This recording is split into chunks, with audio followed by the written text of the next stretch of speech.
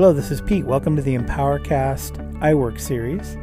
This is episode 5, Standard Gradient Fills. If you haven't already checked out episodes 1 through 4, I recommend you start there.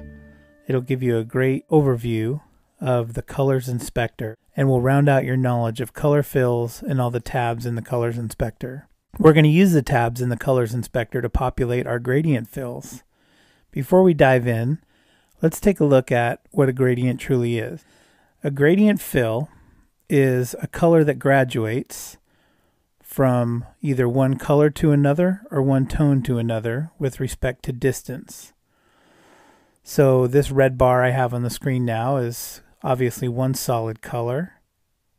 A gradient, however, goes from a solid color with a gradient over distance to either another color or another tone.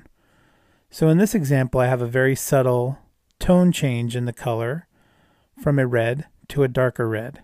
Then there are gradients that go from one color to another color where the blend is graduated over distance between the two. So this particular gradient goes from the very same red we have in the solid bar to a primary blue, and over distance graduates from the red to the blue. So let's jump into the Pages application and learn about gradients. But again, just like the previous 4 episodes, these principles apply to all of the applications in the iWork package, Pages, Keynote, Numbers, as well as many other applications found in the Mac OS. So I'm just going to start with a blank canvas landscape page layout document. Click Choose. And from here I'll take a shape from the Shapes menu and put that here on the canvas. So I now have this box on my canvas, and in my inspector I'm going to choose the Graphic Inspector tab. Note the Graphic Inspector tab is broken into 5 categories: fill, stroke, shadow, reflection, and opacity. We're going to use the pull-down menu in the Fill section of the Graphic Inspector, and today we're working with Gradient Fill.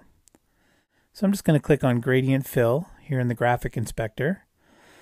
And you can see when I changed from Color Fill, I'll go back there, I had one square swatch. When I change to Gradient Fill, that turns to 2 swatches. Those 2 swatches represent the color that will graduate over distance from one side to the other. So if I zoom out and we take a look at the green square that I had placed on the canvas, it's now a gradient from green to gray. So let's choose some of our own colors to graduate instead of the default colors that Apple uses to populate. I'm going to select one of the swatches, and I'll know it's selected because a gray border will appear darker around the swatch. Once it's selected, I can now go into my Colors palette and choose any of the various tools in the Colors palette. I'm going to go to the Crayon box, and I'm going to choose Primary Red for the first color in my gradient fill, and for the second color, I'll choose a much darker red. So now we have this subtle graduation of red to a darker red.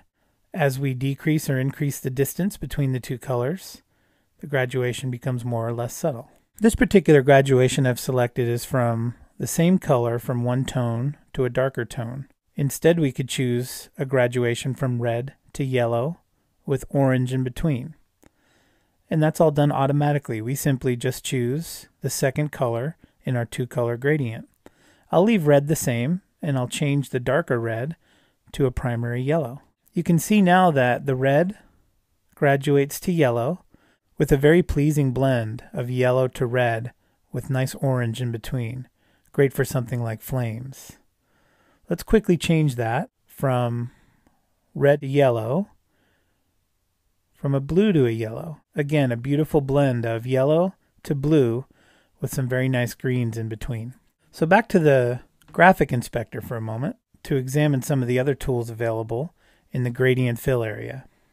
In addition to choosing the 2 colors to populate your gradient, there's a flip arrow which will switch the start and stop colors in their places.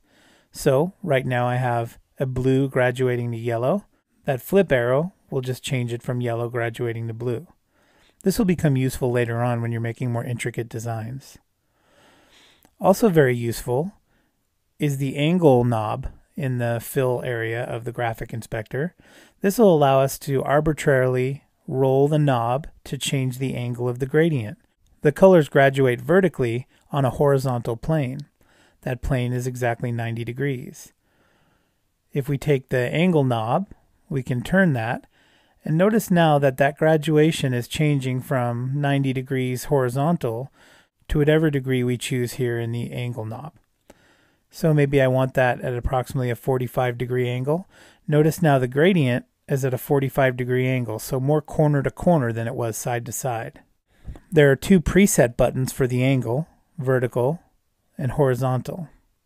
And those preset buttons are just a fast way of choosing vertical or horizontal in the rotation knob.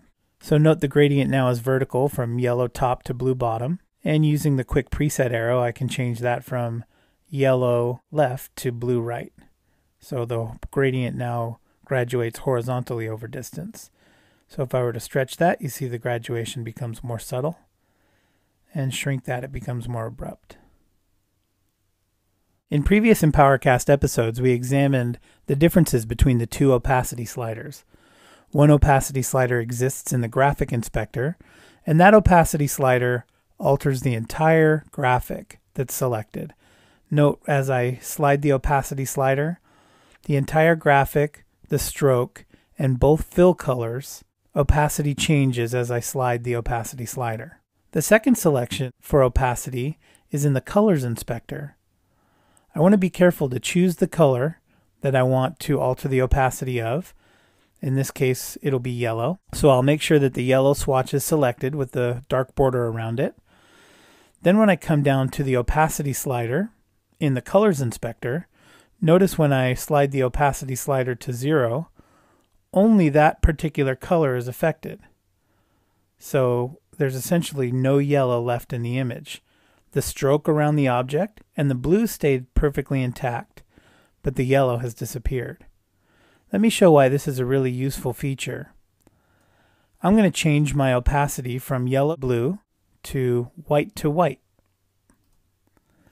Doesn't seem like it makes much sense right now to have an opacity graduate from white to white, but it'll become clear. I'm going to widen out that box, which has an opacity, an invisible opacity, mind you, from white to white, and visit my media browser here and grab an image from the media browser. I'm going to put that image on the canvas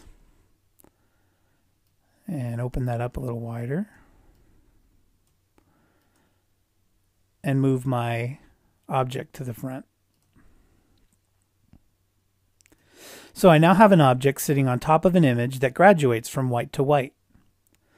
I'm going to select one of the two white swatches, and in the opacity slider in the colors inspector, I'm going to bring that down to 0. So notice here I have this graduation from solid white to what used to be another white swatch, but since the opacity has been brought down to 0, it's now solid white to transparent. So if I position this over the photo just so,